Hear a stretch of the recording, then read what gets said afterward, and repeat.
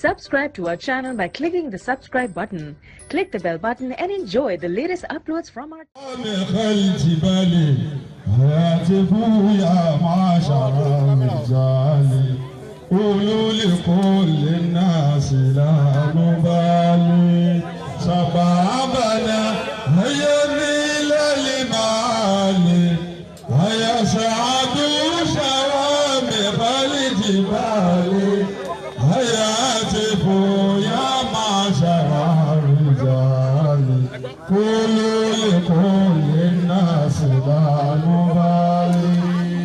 شبابنا قد هذا أن تعودوا لواحة الإيمان كي تسودوا قدم بكم سيسعد الوجود ويقبط المستعبد لعنيد شبابنا هيا نيل المعالي هيا صعدوا شوامخ الجبال هيا هاتفوا يا معشر الرجال قولوا لكل الناس لا نبالي شبابنا لا خوف يعترينا لا خوف والقرآن في أيدينا قرآننا درع لنا يقينا فإن تمسكنا به هدينا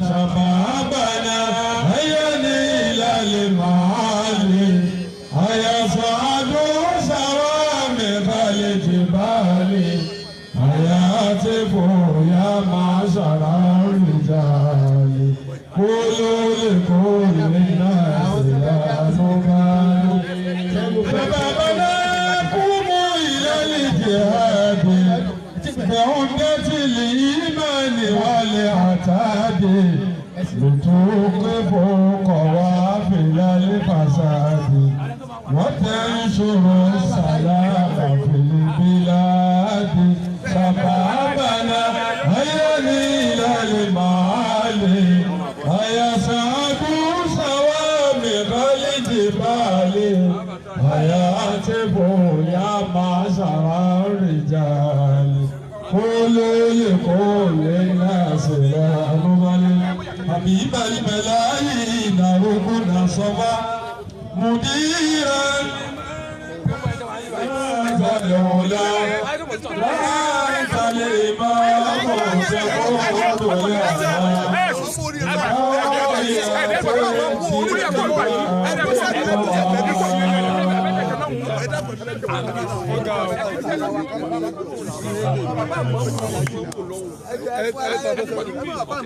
Only one person is allowed here. Please. Stay there. So that people are now.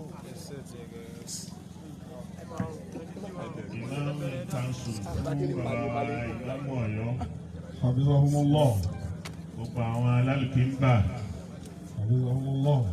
Gbogbo àwọn ìmáàmù bàbá fọ́ọ̀nì tẹ̀síìrì bàbá tẹ̀síìrì ní Ọ̀yọ́.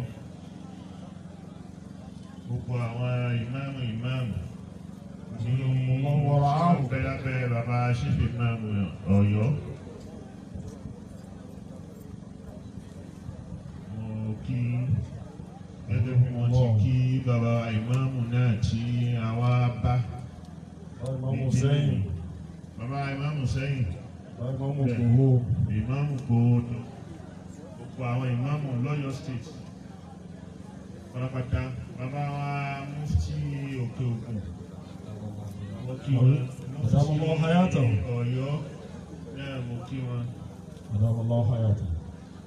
àti gbogbo ẹbí Àjòkìdẹrú àti Aláàfin àti gbogbo Ọ̀yọ́ lápapọ̀ pé ìyá wa tí wọ́n ń lọ yìí nígbà tó bá jásí pé ìmáàmù ni gbogbo wa ń tẹ̀lé tí wọ́n ṣáájú wa níwájú Ọlọ́run ìyá wa náà ni wọ́n ṣípò padà yìí àwa kí wọ́n kú ara fẹ́ra kù a sì kí ìmáàmù bàbá ìmáàmù Ọ̀yọ́ Báríkà wípé Ọlọ́run bá wọn Ọlọ́run ò jẹ́ kí wọ́n kọsẹ̀. Alhamdulillah. Ọ̀tọ̀ ni Ọlọ́run ò ṣe wọ́n lábí kú.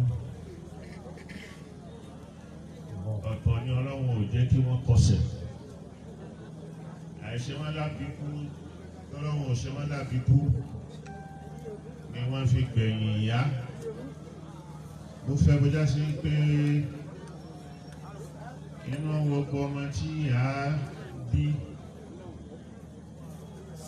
ẹ̀yin mẹ́fà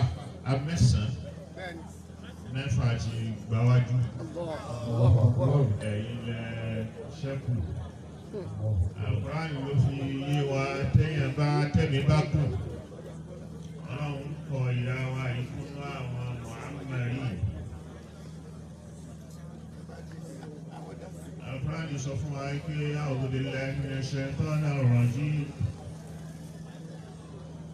بسم الله الرحمن الرحيم ومن نعمره ننكسه في الخلق أفلا يعقلون.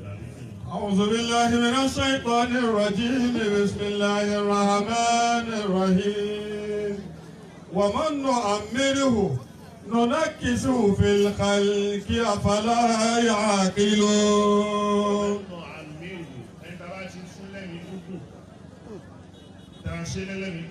ننكسه في الخلق ولما أمان يساعدوا له ننكسه في الخلق نانو وتي بسو تبسي لتلتلة يودي بلا ننكسه في الخلق نانو ننكسه في الخلق ọkọ̀ lọ ṣùwà láàrin níta bá ti ní tẹ́mi rẹ̀ kù. Ọlọ́run ní tẹ́mi ìyá wa yìí kí wọ́n kù. Nínú nunakkisu fil khalqi làwọn ọmọ tó gbáwájú wọn. Allahu Akbar. A bá yín dúpẹ́ lọ́dọ̀ Ọlọ́run. A sì tún bá yín dúpẹ́ pé Ọlọ́run ò ní kẹ́yìn náà wà nínú ẹni tó gbáwájú. Ẹ̀yin gbẹ̀yìn ẹ̀yin náà kọ́lọ́mọdé ó bàjẹ́. Àmín. Iwájú tí a wá kọjú sí iwájú tó dáa ni a sì máa ń pé ó dáa ó sì dáa lójú bẹ́ẹ̀. Torí pé ẹni tó bá fi irú yín lẹ̀ báyìí láàfáà ní ìmáàmù ní ẹlẹ́sìn. Ó ti ní nǹkan tí tó ti sọ ọ́ di ẹni àlùjánnà àlùjánnà ti di ọ̀ranyàn fún. Mú kí àwọn àlùfáà wa àwọn lórí wa àlùfáà wa àgbà Fadilatu Sheikh Dr. Yusuf Juma Allah hayatahu wa nasara. àlùfáà wa tí wọ́n tẹ̀lé wọn. أدام الله حياته. آمين.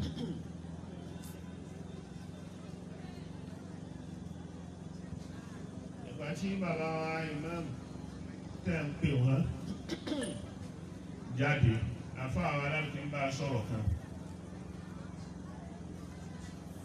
Àbí àfáà aláwáyé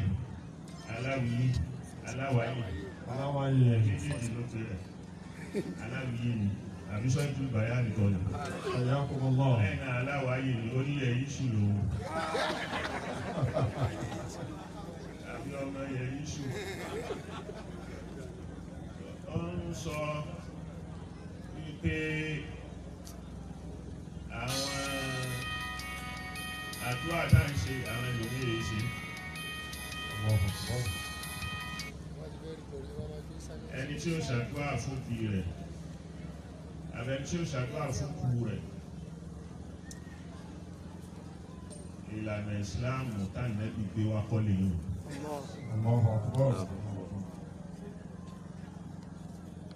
Àwọn tí wọ́n fi mímọ̀ mọ̀ wá tí wọ́n fi kéwú mọ̀ wá kọ́lọ́kọ́ adẹ́kùn wọn.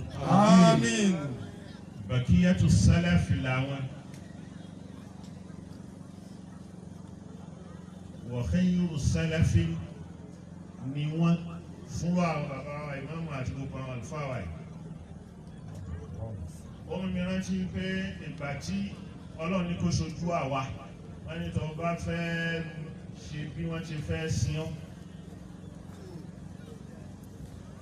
mú àbúrò bàbá rẹ̀ àbí bàbá rẹ̀ mú ọmọ kan lẹ́yìn ọmọ tiẹ̀ mú lẹ́yìn kó wá lọ ṣòkú ẹ̀ bó ṣe fẹ́ ṣe nínú igbó ojúwe fún un báwo ni ó ṣe ṣe tiẹ̀ òun náà nù.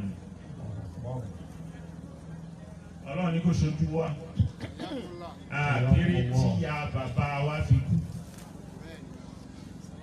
Ìyá bàbá Sheikh Adam bàbá sì ṣe wọ́n pe gbogbo àwọn àlùfáà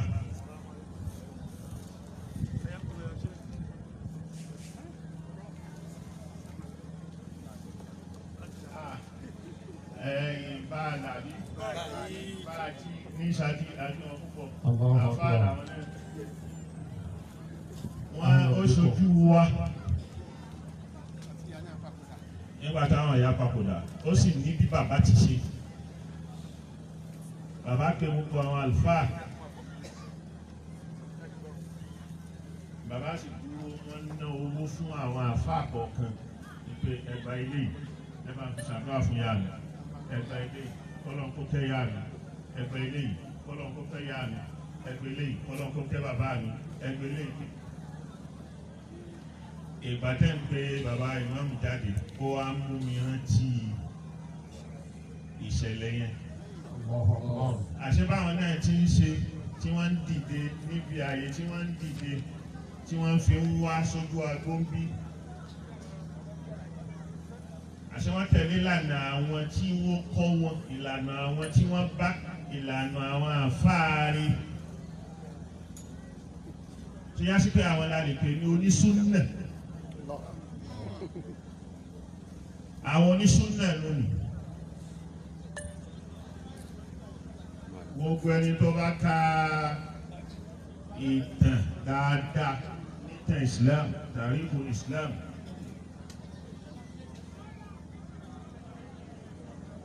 Látọjú ayé Ànábì. Sallallahu alayhi wa sallam.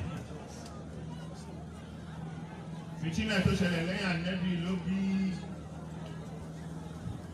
bí ìran wípé àwa kan Súnní, àwa kan Ṣíí, àwọn kan Kàwáríjù, àwọn kan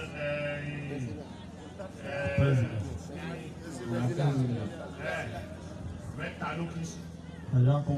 Àbí mẹ́rin. Kàwáríjù, Ṣíà àti ìkejì Kàwáríjù tí ń jẹ́ lára Mùtẹ́sílà kọ́ tí mo ń sọ lórí Mùtẹ́sílà kọ́. Súnní, Ṣíí, bó o bá jẹ́ Súnní ó sì jẹ́ Ṣíí, lára Ṣíí làwọn Kàwáríjù tó ti dìde. Àti Ráfídà ọba tó pé wọn wá kiri àwọn tí wọ́n pín tí wọ́n jáde ń bẹ̀ lónìí lọ́rọ̀ síyásà. Síyásà tí ó pín yìí òun náà ló padà pín ló bọ́ sínú ẹ̀sìn. Ó pín lọ́nà síyásà lọ́nà òṣèlú láfi rí Ṣíí, láfi rí Súnní, láfi rí Kàwáríjù àti Ráfídà.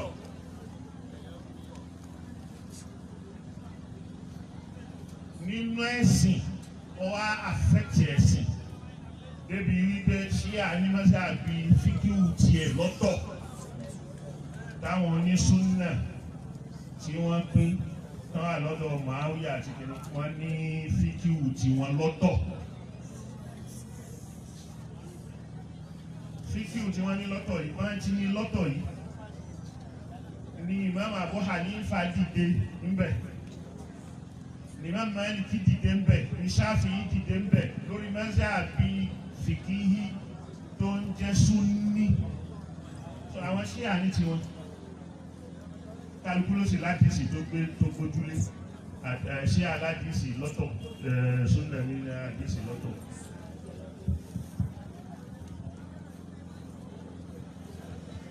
lẹ́yìn eyín ni tí bí Islam ṣe pinnu ni bí Mùsùlùmí ti pinnu ni Islam ò pín nígbà náà.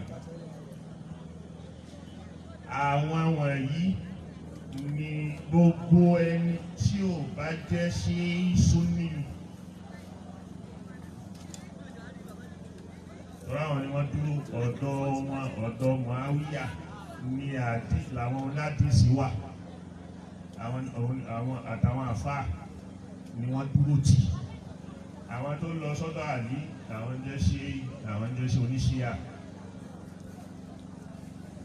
àmì tó gbajúmọ̀ méjèèjì nù kàwárí jù díẹ̀díẹ̀ rẹ̀ tẹ̀ fẹ́ lè tó tẹ̀ àfẹ́ gbọ́rù wọn náà méjì tó kù láyé èèyàn máa rí afẹ́yìntẹ́ bá tún fi tì síbi kàwárí jù eléyìí kàwárí jù lótọ́ àmọ́ mọ́sáàbí lórí mọ́sáàbí fíkíù bẹ́ẹ̀ jẹ́ Ṣíà ẹ̀ẹ́dẹ̀ Sunni so gbogbo àwa tá à ń kọjú síbi tá à ń kọjú síbi tó bá tẹ̀lé Imam Málíkì tó bá tẹ̀lé Imam Abu Hanifa tó bá tẹ̀lé Imam Shafi'i tó bá tẹ̀lé Imam Hanbal Sunni ni gbogbo ẹ̀ pátá látòkè délẹ̀. Allahu akbar. Hayyakumullah. Tẹ́nìkan ò lè yọ ọ́ kúrò ń bẹ̀. Àwọn wọ̀nyí wàá la lè pè ní Salaf. Abu Hanifa, Maliki, Shafi'i, Ahmad bin Hanbal, àwọn tá a lè pè ní Salafu Salih àwọn nù. Lọ́la sì kó wọn ṣe ẹ̀sùnmá Nábì. Sallallahu alayhi wa sallam. Àsìkò wọn súnmọ́ Nábì. Imam Abu Hanifa bá wọn tábì, ó ti bá wọn sábì náà. Imam Maliki ó bá wọn tábì yàtọ̀ pé àmàlù alì Madina ló lò. So gbogbo wọn wọ̀nyí wọ́n rà wọn sàbẹ́rà Nábì wọ́n ṣojú wọn àwọn tábì yìí rí wọn. Àwọn kèfèrí kọ́ ló gbà Nábì sínú sàárè tí wọ́n kọ́ ọmọ ṣẹlẹ̀ tí wọ́n kọ́ àdógó lé lórí. Kèfèrí kọ́ ló sin àwọn sàábé tó kú sí Bàkíyà tí wọ́n ṣe sàárè wọn tí wọ́n mọ nǹkan lé lórí tí wọ́n sọ lọ́tọ̀ọ̀tọ̀ tí wọ́n sì forúkọ kálukú sí.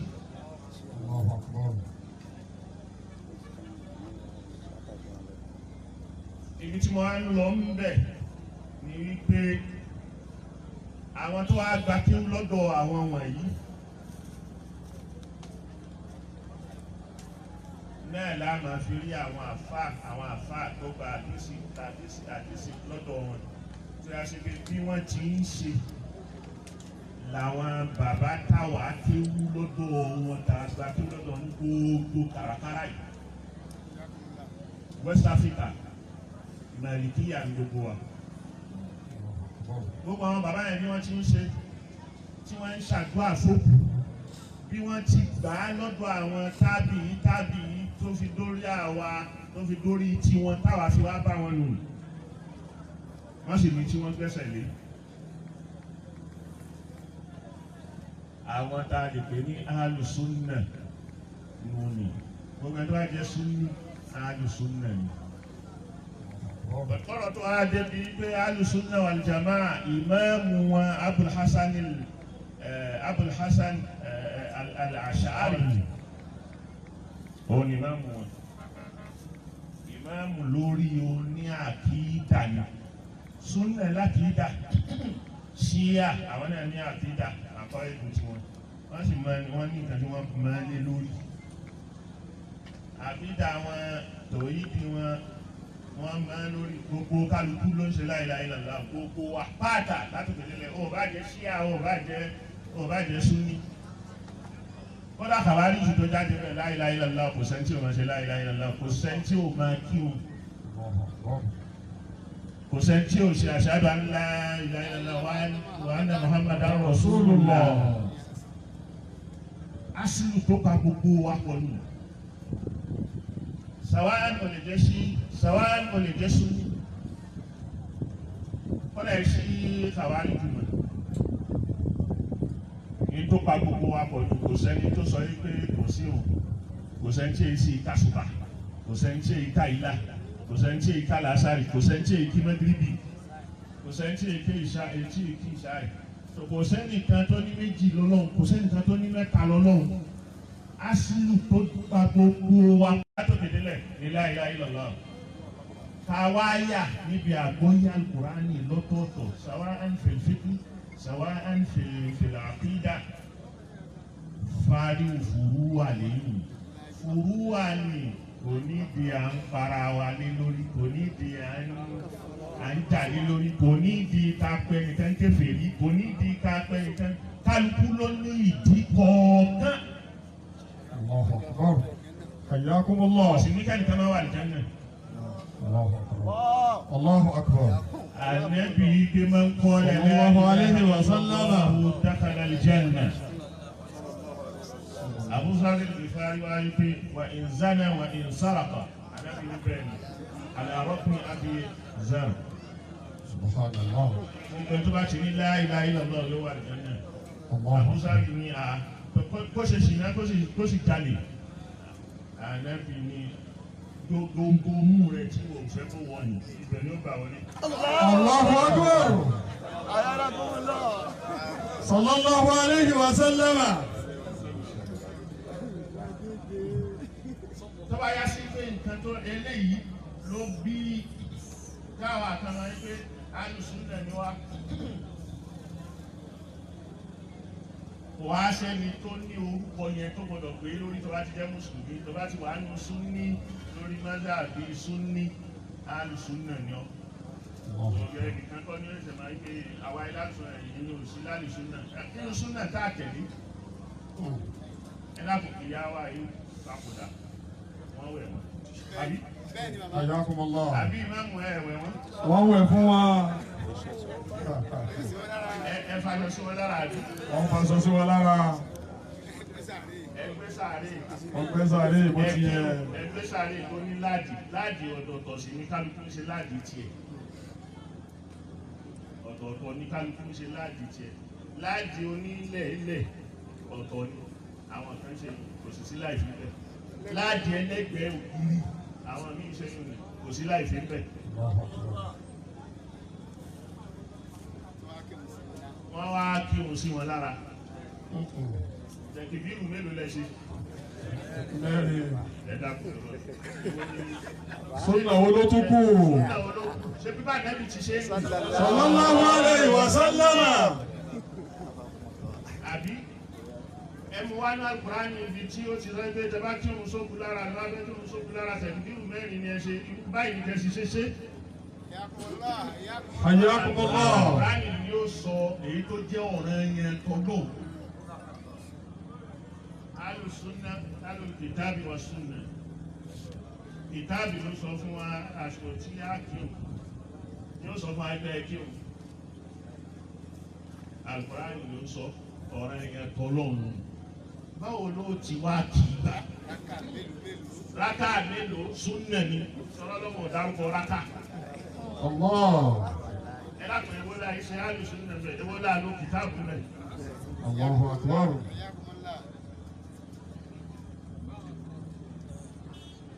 Allahu Akbar. Ayyadakumullah bi nasri. Tàbá tí wọ́n ń jẹ́ Sunni Al-Sunna bí wọ́n ti ń ṣe òun náà là ń ṣe yìí. Gbogbo ẹ̀kọ́ la máa ń rí bá Ànábì ṣe gbogbo ẹ̀ tán. Sallallahu alayhi wa sallam. Oore pọ̀, ìdíwọ́ sí pọ̀ láwọn àsìkò kọ̀ọ̀kan. Ó sì fi kalẹ̀ pé al-halalu bayyinun wal-haramu Haramu bayyinun wa baynahuma umurun mushtabihatun. فمن اتقى الشبهات فقد وقد استبرأ لدينه وعرضه. ṣubuhati nínú gbogbo eléyìí tá à ń ṣe kò sínú ṣubúà. Allah. Ẹ̀rí wà ní Al-Qur'ani. Into bá sì ti rẹ́rìí fún Al-Qur'an kì í ṣe bídíà mọ́. Allahu akbar. Oni man ahadasa fi amrina hadha Ma laysa minhu wa huwa raddun. So ama ma huwa minhu inú ẹ̀ ló wà tó bá ti rí Al-Qur'an tó bá ti sọ. Al-Qur'an yìí sì ju súnà tó fẹ́ mú wa lọ. Bàbá sì ti láwọn míì tí wọ́n láwọn rí nínú àdìsí Ànábì tó ṣe kálás tí wọn ò tí ì rí bójú tí ò tó lù. Nípa eléyìí ká ṣàdúrà fòkú ká péjọ ṣe wáàsí báyìí ká ṣe sàárà fòkú ká tọrọ fún àfa àwọn lálùkìmbà ó ka àyà àtúntà yá ayyuhal ladhina amanu la tatawallaw qawman ghadiba Allahu alayhim. يا أيها الذين آمنوا لا تتولوا قوما غضب الله عليهم قد يئسوا من الآخرة كما يئس الكفار من أصحاب القبور.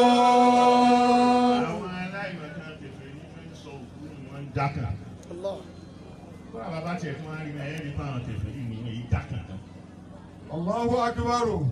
Tí wọ́n bá ń dákàn ni ẹnìkan wípé àgbà àjọ mẹ́jọ sàrà àjọ táwọn mùsùlùmí ń ṣe àṣà Yorùbá náà fi kọ́ ṣé Yorùbá ni Imam Sayuti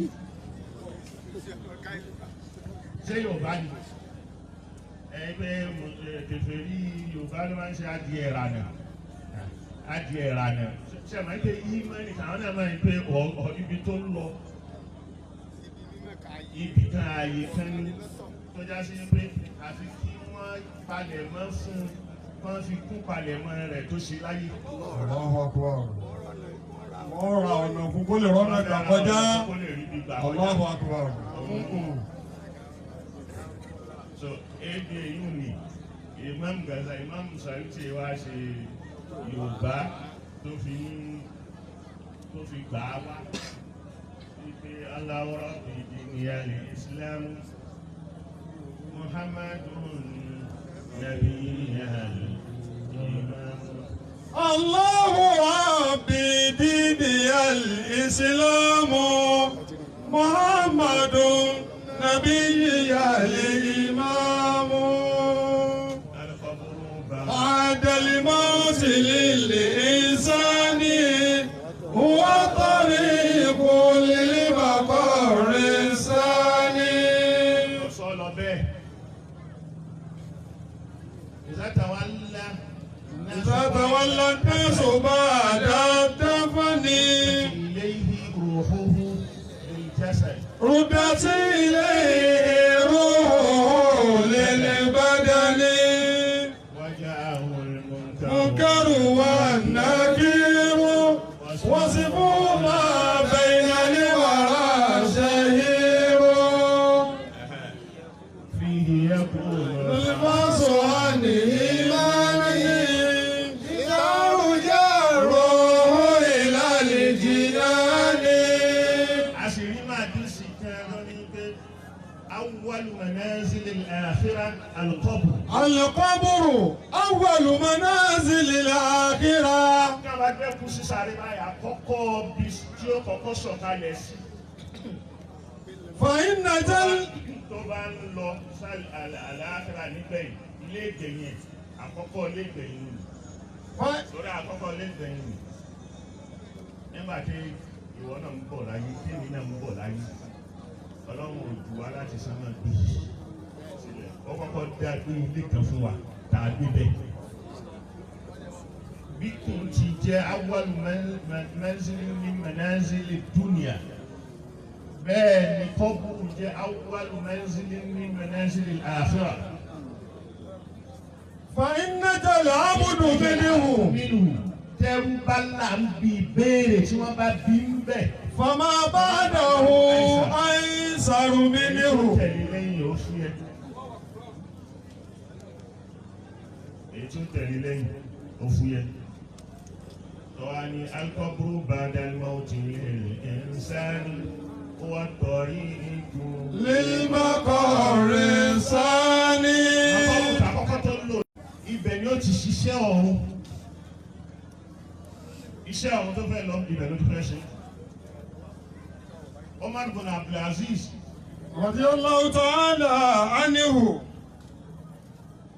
Ó sọ fẹ́ nìkan ní pé sọ ròyìn ayé yìí fún mi, ó sì ròyìn àlùkìyámà fún mi. Jẹ́ ayé, sì jẹ́ kí n mọ àlùkìyámà.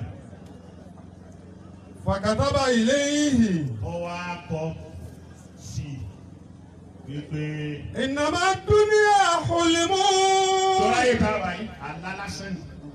والآخرة يقظة. Ìjọba jásá àlùkìyámà báyìí gbàm tó kú báyìí. Ó ṣẹ̀ṣẹ̀ lájú ní ojú oorun láwà. والموت Láti wà láyé yìí ojú oorun. والموت Tí kú bá dé, ìjọ náà látàjì. Ẹni tí kú bá dé báyìí yóò tají wáì nígbà tó tají kúrò lójú oorun. Ó fi wí pé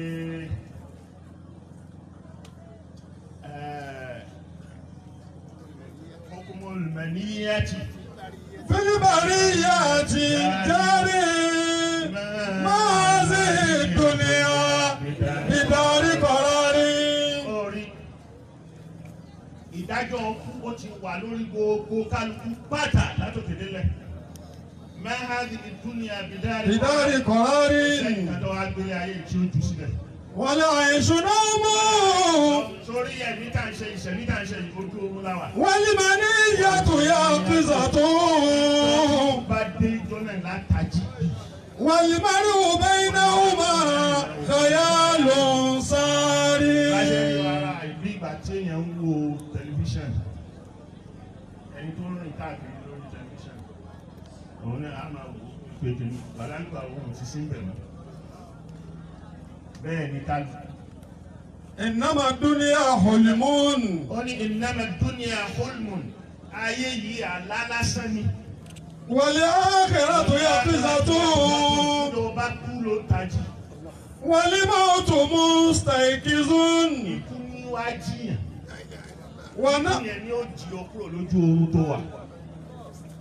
ونحن أصحاب أحلام. Gbogbo ayé àlá lásán ni wá, àwa là ń lálàá ní, àwa la wà ń bẹ̀. Allahu Akbar. Lábẹ́ ojú àlá la wà. من حاسب نفسه ربها. Ṣiṣẹ́ tó ṣírò ṣe ààrẹ. Tánẹ́bí sọ pé hasibu anfusakum qabla قبل أن تحاسبوا. Ṣe sí kó accountability fúnra rẹ̀ ṣáájú kó tó kọjú sí ìṣirò. من حاسب نفسه ربها. Tó accountable fúnra ẹ̀. Tó keep accountability rẹ̀ tó bẹ̀rẹ̀ sí ṣe. Lọ́dà látàárọ̀ tí a ti jí. Kí ni iṣẹ́ rẹ̀ tí mo ṣe? الله أكبر. Ẹ̀ tó fi rẹ̀ bẹ́ẹ̀. Ókè ó ká yọ ọdún rẹ̀. Ẹ mo ti yọ ọmọ ọdún báyìí. Kí ló fi ṣe? Ire wo ló fi ṣe? Mo lówó. Ire wo ló fi ṣe? Títa ló fi ṣe? Ta lẹni tó jẹ tó ta ni ẹni tó wà màálù tó ṣe é ṣe gáàsà rẹ̀? الله أكبر.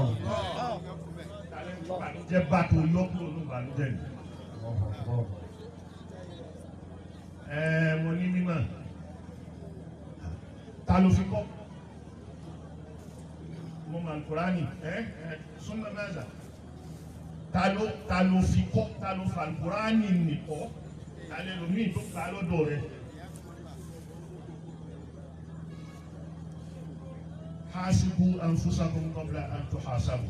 Faman hasaba من حاسب نفسه ربها. bẹ́ẹ̀ rọ̀bíhà irú ẹni bẹ́ẹ̀ ní í jèrè because nígbà tó bá ń ṣe ìṣirò ara ẹ̀ yóò ti ríbi tó ń kù sí.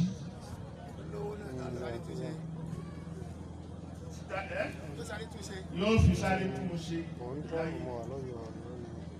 ومن غفل عنها خسر. Ẹni tó bá wá fọ́nú fọ́ra níbi kó ṣe ìṣirò ara ẹ̀ kásìrà yóò ṣòfò. Ọlọ́run má jẹ́ aṣòfò ayé. Àmín. Má jẹ́ aṣòfò àlùkìyámà náà. آمين.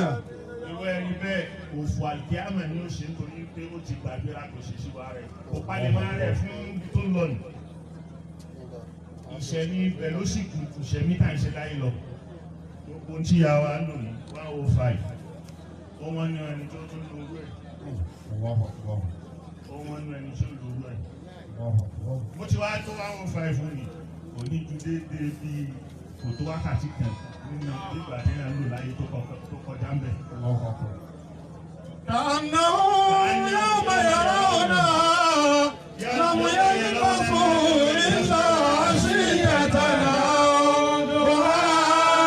ضحاها. nígbà tí ikú bá dé tí wọ́n bá gbé síwájú ìṣirò olú ayé gbogbo kan tó bẹ̀rẹ̀ sí ṣeré tí wọ́n bẹ̀rẹ̀ sí ṣí fáìlì fún nípa ọkàn ṣóun lòun wá ṣe léyìí ayé ohun tó máa kọjá bẹ́ẹ̀ kò máa ju dédé àárọ̀ sí ìyálẹ̀ ta lọ ẹni tó sì lo àárọ̀ sí ìyálẹ̀ ta ni ẹni tó lo 100 kọjá nù. Allahu Akbar. tó bá lò dín ní 100 kò ní pè ní ìyálẹ̀ ta kò ní ju dédé ìgbà tó kọjá wákàtí kan lọ. Allahu Akbar. tàbí ṣẹ́jú. ومن نظر إلى العواقب نجا. ẹni ó bá ro ẹ̀yìn wò tó ro ọ̀la yìí pé bóun ṣe máa ń lo ìwọ lọ́la kan wọn mà ní símẹ̀ tó ń ṣèṣirò ara ẹ̀ bẹ́ẹ̀. Nájà. títí àwọn sàábé fi sọ yìí pé àwọn ẹlòmíín ní pé wọ́n rúkọ àwọn àtọ́ mi àwọn ẹlòmíín ní pé kálukú ń gbé kiri èyí tó wù kó jẹ́. ara bí àdísì tá à ń sọ nù. ọ̀rọ̀ ọlọ́rọ̀ mi ẹ̀ máa dá papọ̀ mọ́ra nẹ́bì. sallallahu alayhi wa sallam. báyìí mi ṣe bẹ́ẹ̀. èyí tó wù kó jẹ́ bẹ́ẹ̀ ẹ̀kọ́ tá a fẹ́ lò bẹ́ẹ̀ ni pé ọ̀rọ̀ tó mọ́gbọ́n wá díẹ̀ ó sì tọ́ ó ṣiṣẹ́ wáàsí. kún fi dúníà كأنك قريب. àwọn ábìrì sẹ́bí wà láyé gẹ́gẹ́ bí arìnrìn àjò abẹni tó kàn ń kọjá lọ tó ń sọdá lọ. so ẹni tó bá rò bẹ́ẹ̀ pé ó máa ń sọdá lọ ní nǹkan kò sí kankan. كنا نتصدق عن موتانا ونحج عنهم وندعو لهم. a máa ń ṣàdúrà fáwọn òkú wa a máa ń ṣe hajj fún wọn a ونتصدق sì máa ń ṣe عنهم. sàárà fún wọn. أيصل كل ذلك إليهم. ṣé gbogbo tá à ń ṣe ṣé yóò dọ́dọ̀ wọn. فقال الرسول صلى الله عليه وسلم نعم Naam. يصل إليهم yóò dọ́dọ̀ wọn. ويفرحون به inú ó sì dùn tí wọ́n bá rẹ̀ ní ṣe fún un. كما يفرح أحدكم بالطبق إذا أهدي إليه. ẹni wọn náà bá ṣe pé oúnjẹ tó kó sáwù ó sì bẹ̀ ó fẹ́ràn sí ó kó oúnjẹ sí àmàlà ní gbogbo ẹ̀ ó wá lọ gbé fẹ́nìkan bínú tiẹ̀ ó ṣe dùn bẹ́ẹ̀ ni inú òkú náà ó dùn ní pé òun rẹ̀ ní ṣàdúrà ṣe sàárà rántí òun nípa òun. صلى الله عليه وسلم. ànábì ló sọ yìí àdìsí ni ẹlẹ́mi ní pé kò dà kò lẹ́sẹ̀ lẹ̀ wọ́n tọ̀ wá fà rẹ̀ ẹ̀mú mi tó sọ ìfà má ṣe wá. nígbà tó bá ṣáà pọ̀ kan tó pọ̀ lù tó tì í ó fi kan pààrọ̀ rẹ̀. àdìsí ẹ má ṣe sàárà o ẹ bá kankan bá a mú wa. ẹ má ṣàdúrà fókun yín o bàbá mú wa. Al-Qur'ani tó sì wá ṣáájú gbogbo ẹ̀ tó ní ọkùnrin bìnrin hàmú náà. كما ربياني صغيرا واغفر لهما جناح الذل من الرحمة وقضى ربك ألا تعبدوا إلا إياه وبالوالدين إحسانا إما يبلغن عندك الكبر أحدهما أو كلاهما فلا تنهرهما لا تقل لهما أف ولا تنهرهما وقل لهما قولا كريما لهما جناح الذل من الرحمة وقل رب ارحمهما كما ربياني صغيرا. kẹwọn ṣàánú wọn kí wọn bá wá sí mọ́. وقل رب ارحمهما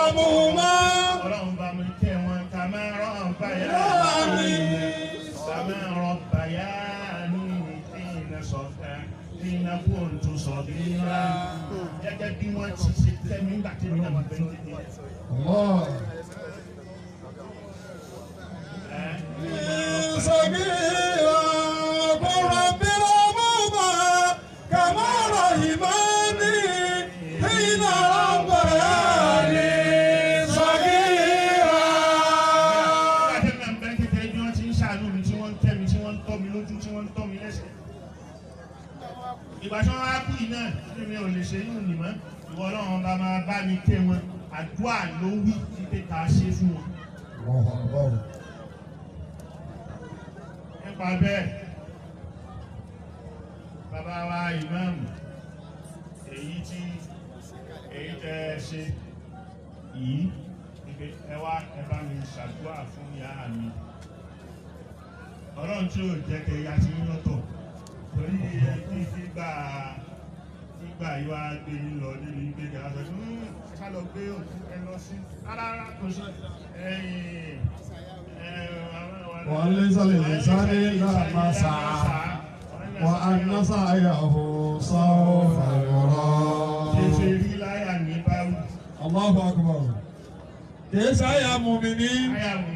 آية كفرين. Aya kèfèrí ni pé wà ń lé sàlẹ̀ ìsáni tó jẹ́ kèfèrí ni. Sáyàwó, ilá sàyàwó. إلا ما سعى وأن سعيه سوف يرى. Iṣẹ́ rẹ̀ tó sì gbé ẹlẹ́ ayé ṣe nì, sófà yúrọ̀ á padà fi hàn àwọn èèyàn náà. Bó ṣiṣẹ́ rẹ̀ láyé yóò gbà. Òní bàtà kí á mẹ́rin. Ọgọ́rùn-ún ni. Àmọ́ yóò gbà tí ayé Ọlọ́run yẹn jẹ́ ìyẹn bí. الله أكبر.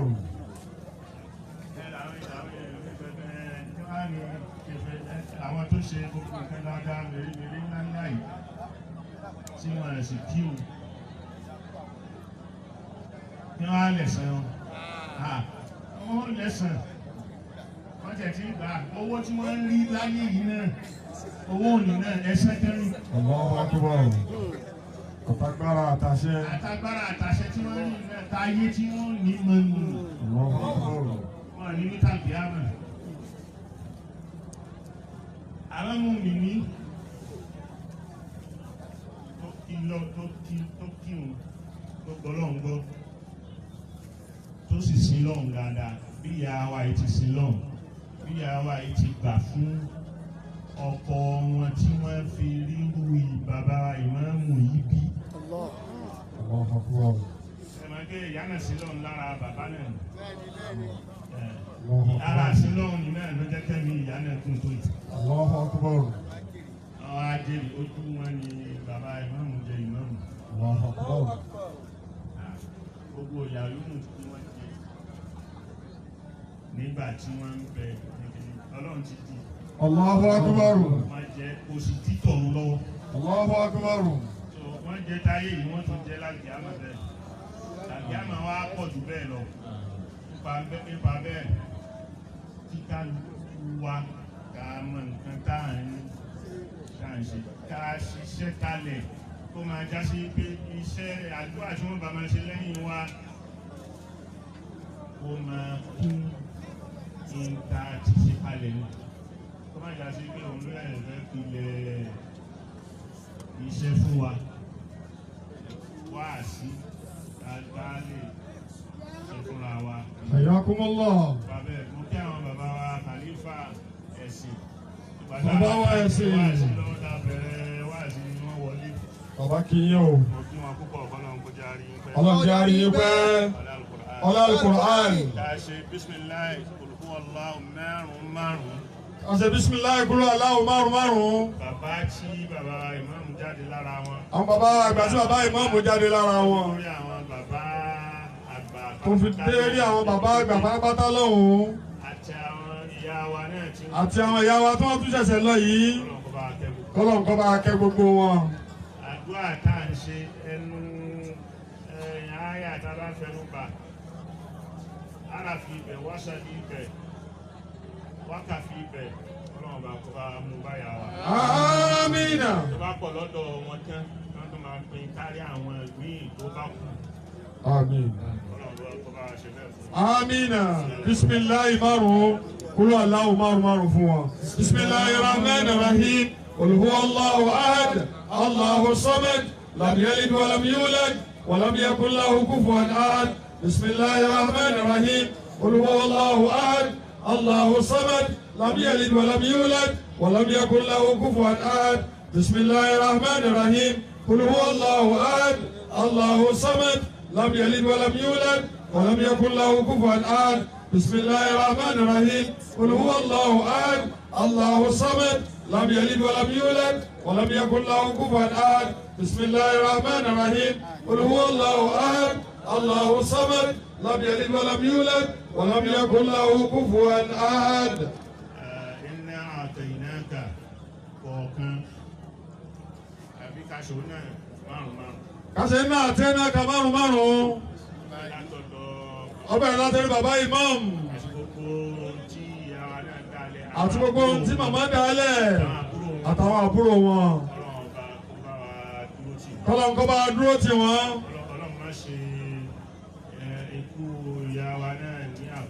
Ọlọ́run má ṣe lílọ ìyá wa yìí má ṣe lákúfà láàrin ẹbí. Kó sì má fi ṣàdánwò. Kó sì má fi ṣàdánwò bú fún wa. Ọláyé Al-Qur'an. Ọlọ́run kó bá dúró tì yín. Kó sì bá pẹ̀lú yín. Gẹ́gẹ́ bí tí pẹ̀lú yín bọ̀ látàná ju bó ti ń pẹ̀lú yín látàná lọ. Kó bá pẹ̀lú yín ju bẹ́ẹ̀ lọ. Ọlá iná àtẹ́nà ka márùn-ún. Bismillahir rahmanir rahim. Inna a'tainaka al-kawthar. Fasalli li rabbika wanhar. Inna shani'aka huwal abtar. Bismillahir rahmanir rahim. إنا أعطيناك الكوثر فصل لربك وانحر إن شانئك هو الأبتر بسم الله الرحمن الرحيم إنا أعطيناك الكوثر فصل لربك وانحر إن شانئك هو الأبتر بسم الله الرحمن الرحيم إنا أعطيناك الكوثر فصل لربك وانحر إن شانئك هو الأبتر بسم الله الرحمن الرحيم إنا أعطيناك الكوثر فصل لربك وانحر إن شانئك هو الأبتر. Àwọn àfáà àgbà Dr. Abdulbari. Àwọn àfáà àgbà Dr. Abdulbari Adétúnjì. Láti Ìbàdàn. Láti ìlú Ìbàdàn. Àwọn náà wà ń bí. Wọ́n wà ń bí o. Mo ní kíyàn lọ tẹ́lẹ̀. Bàbá aláwọ̀ kíyàn lọ tẹ́lẹ̀ lẹ́gbẹ̀ẹ́ bẹ̀ wọn. Lọ́dọ̀ mi bíbá yìí Dr. Professor Kéèké Ọlọ́ṣọ́. Bàbá wa Professor Kéèké Ọlọ́ṣọ́. Àfá àgbà ni wọ́n. Àfá àgbà ni wọ́n. Àmọ́ bí wọ́n ṣe jókòó yìí wọ́n kàn wá aṣojú àwọn náà ní bàbá rẹ̀. Àwọn náà ní bàbá rẹ̀. Àwọn ní bàbá gbogbo bàbá àwọn ọ̀dọ́. Àwọn náà ní bàbá gbogbo àwọn ọ̀dọ́. Nílùú Ìbàdàn. Bàbá wa ni wọ́n, àfá wa ni wọ́n. Ọlọ́run bá ṣàlékún dáadáa fún yín o. Ọláyé Al-Qur'an. Àwọn ààrẹ àti gbogbo àwọn ààrẹ in council. Bàbá wa ààrẹ ò sí bí àbáwọn council wọn ti wà mí gbàtà tí bàbá wọn lọ́sọ̀ọ́. Ọmọ bàbá wa ààrẹ náà sì wá kí bàbá nìyí.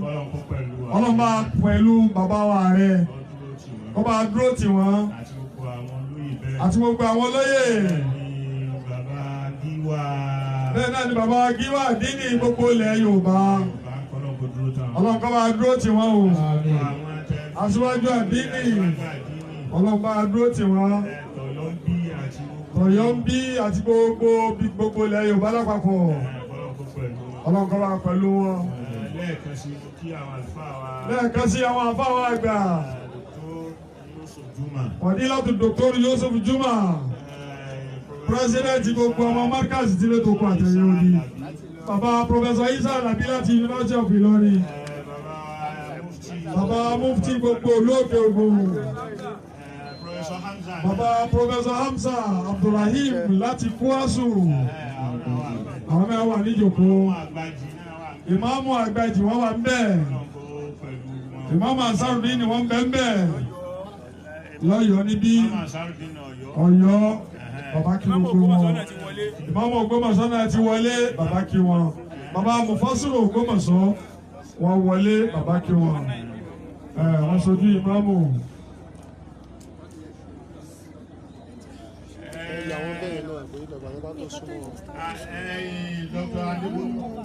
Bàbá Dr. Adébólú náà bẹ́ẹ̀ wọ́n jọ dé pẹ̀lú àwọn bàbá wa ọlọ́ṣọ́ ni ara àwọn nǹkan sunu nù ara àwọn ààrẹ nǹkan sunu bàbá Dr. Adébólú ni wọ́n pẹ̀lú Allahu Akbar bàbá ń kí yí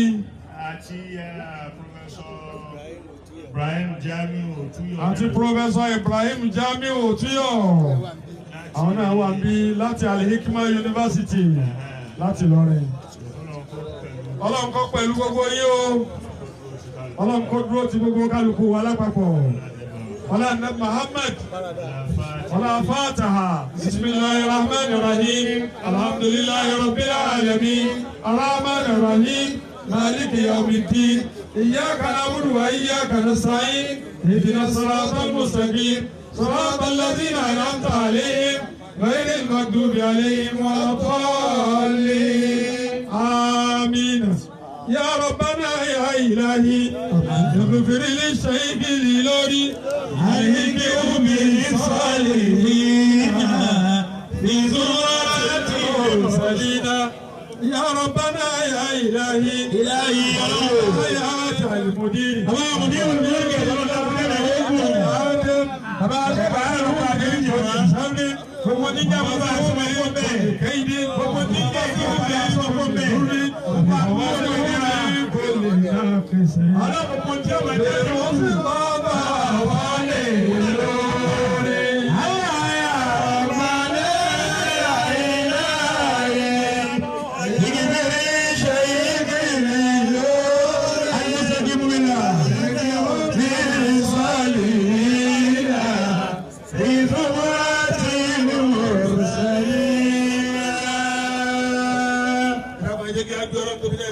الله أكبر بابا مولانا الشيخ حبيب الله آدم الإلوري نعم ما في وطافكم ما شاء الله وقد استفدنا وافدنا كامة الإفادة من هذا الموضوع ونرجو من الله تعالى أن يجزاكم جزاء الخير يراقبكم أرض من بها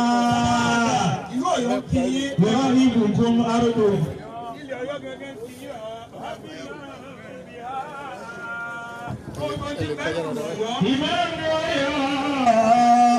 قال لكم اليوم مرحبا قال لكم اليوم مرحبا جزيت جزاء المحسنين للهدى